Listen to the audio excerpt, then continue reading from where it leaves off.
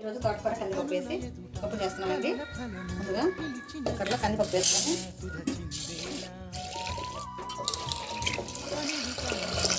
అవన్నీ మిరపకాయలు వాడతామండి, ఎక్కువగా పచ్చిమిర్చి వేయము. పెట్టుకున్న తోటకూర పెద్దకాయలు కాబట్టి 2 వేసాను. ఇట్లా చిన్న గిన్నెలో పెట్టుకుంటే కందిపప్పు బాగా ఉడుకుతుంది.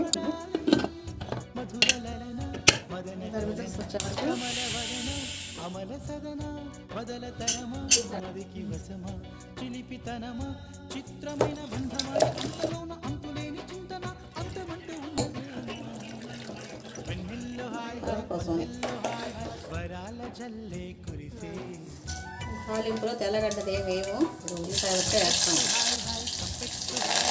ఉల్లిపాయ ఎర్రగా వచ్చినప్పుడు